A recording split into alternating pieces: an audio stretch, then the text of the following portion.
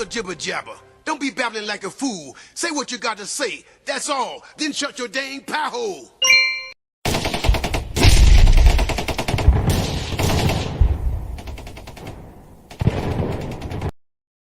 All right, everyone, welcome back to The Prepared Mind for the second April Fool's joke day. It's not actually, folks. We got fools out there. We got some April Fools, but we got plenty of SHTF, and they're playing ping pong, playing with your head. Tell you what, though, I want to thank everyone. Thank Jolene. Thank the whole gang. Thank you, man, everyone. We got a lot of work to do to get prepared to help others to stay on top of what's happening. Thank you for subscribing to Patreon. And maybe I'm thinking we should prescribe, like doctors, except we're not doctors, prescribe the cure for what's going on as prepping. I tell you what, though, let's start with some April Fools. This is a real story, folks. Virginia Republican Representative Bob Good was on the floor of the House of Representatives, and he decided he was going to troll, folks, the Biden Supreme Court nominee, Ketanji Brown Jackson.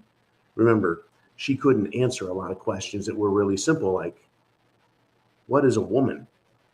That's right. So after being introduced by Representative Katie Porter of California, who was serving as the House Speaker pro tempore during a Thursday hearing, Good had something pretty funny to say. Yeah, unfortunately, Nancy Pelosi wasn't right there, but essentially, he trolled her and everyone else.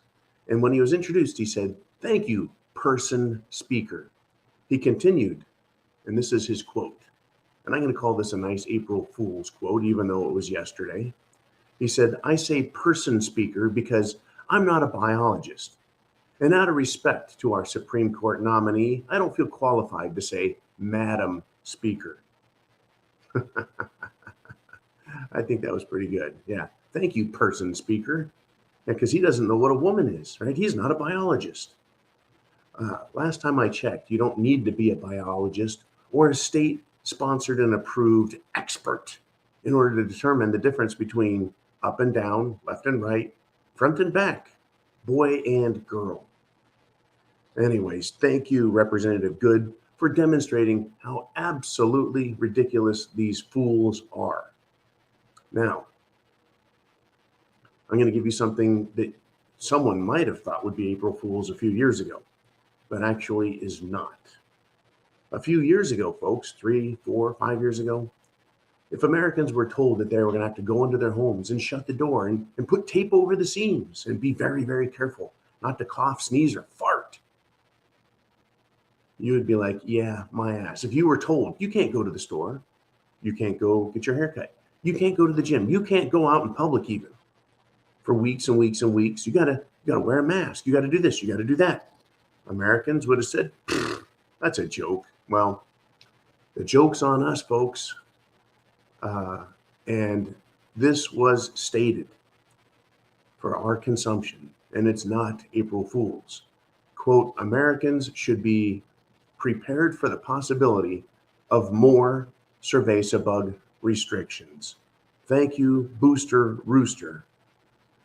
They want to do it more, folks. They're coming back with it. They're pushing it in England big time, where they dropped all restrictions. Now, it's interesting. I really thought they would wait until we got closer to the elections to start bringing out their cerveza boogeyman again. I thought they would wait until after the elections to announce their new lockdown schemes. I thought they would wait, but they're not. They're actually not. They're starting it now. Very, very interesting. Now,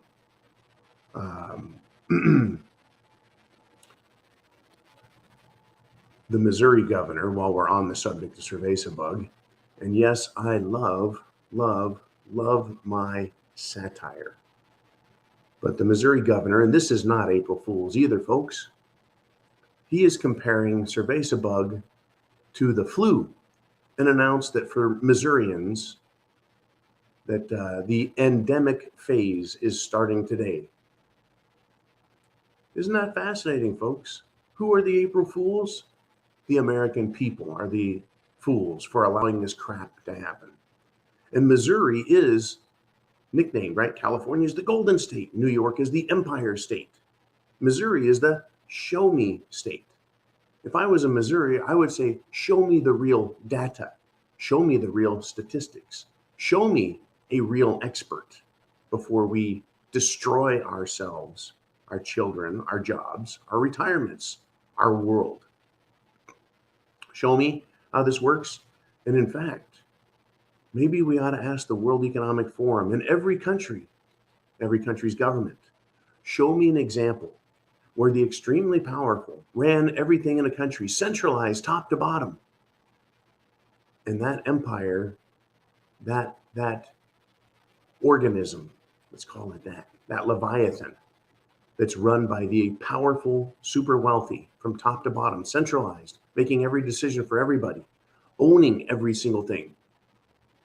Show us a historical example of that occurring and it not turning into a massive chaotic situation within a year, right? Hey, let's give Hitler all kinds of power. Great. Oh my gosh, why are all these people in concentration camps? That's right. And speaking of peace, and so much for peace. Well, we were told, and we've been watching all week, as Russia says, you know what? We're going to start winding things down. We're going to start calming things down. We're going to lessen our attacks. We're going to keep things surrounded and quiet, but we're going to give this peace talk thing a chance. We're going to let Ukraine come to the table and tell us how they're going to be good little boys and girls. How Zelensky, that's right, folks, President, Prime Minister, Dictator Zelensky of Ukraine, who has them with no freedom of speech, under martial law, and rightly so. I guess they should be, since they're being attacked by a terrible country like Russia. But Zelensky, folks, all he has to do is surrender and agree to the terms. Well, guess what? Ukrainian forces reportedly, that means someone reported it, Ukrainian forces reportedly blew up a fuel depot in Russia, on Russian territory, in what is being described as a daring cross-border attack. Wow.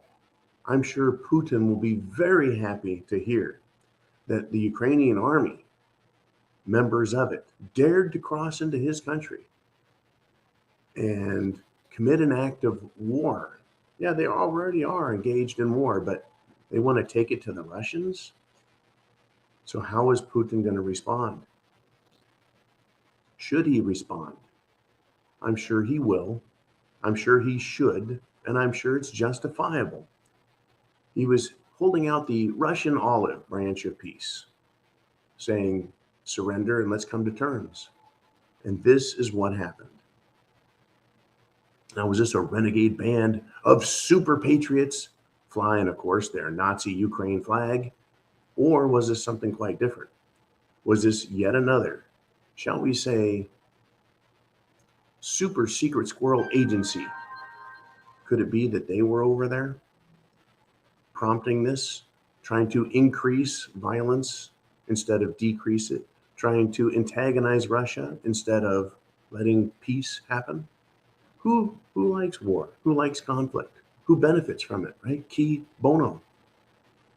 Well, the military-industrial complex and the bankers benefit from it. See, they kept saying, oh, this Russian thing is going to last forever, this war.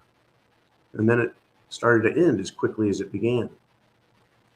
Now, it is going to affect our world for the next, decade, 2, 3, in this new Cold War. You bet. In fact, we were told that the war on terror was going to last our lifetimes. Well, that was started and seems to have ended. I don't recall President Xi Biden talking about the war on terror. Now it's the war on freedom, the war on liberty, and the war on peace. And that's what we're getting. Thank you, Ukrainian forces. Thank you, shall we say, super secret agencies whose ABC initials shall not be named. It is so obvious. It is so transparent. It's so disgusting that it could be a joke, but it's not. It's not April Fool's, folks. So War, peace, war, peace. We're going to stop. We're going to keep fighting. We're going to stop, says Ukraine. They're ping-ponging us yet again. Ping pong, back and forth, getting knocked around, keeping us dizzy, looking left, looking right, when we should be looking not at the ping pong ball getting jetted around the table, but look at the people who are hitting it and recognizing them for who they are and what it is they do, and understanding and knowing their agendas and their goals, and seeing that we better be prepared. Food, water, shelter, clothing, medicine, means of self-defense, and a plan. Help others understand what's going on. Help them see the facts, folks. Stop listening to mainstream media, big tech, social media. And big tech is Google, Yahoo, any of these websites out there that are mainstream that put up news stories flashing a ridiculous headline that has nothing to do with facts or truth. It's up to us, folks, to help others. Because ultimately, when it hits the fan worse, nobody is going to be here to help us or them. Chance favors the prepared mind. Aren't you glad you are a prepper? Next time I see you, it'll be Free for All Friday, and we're going to get it on.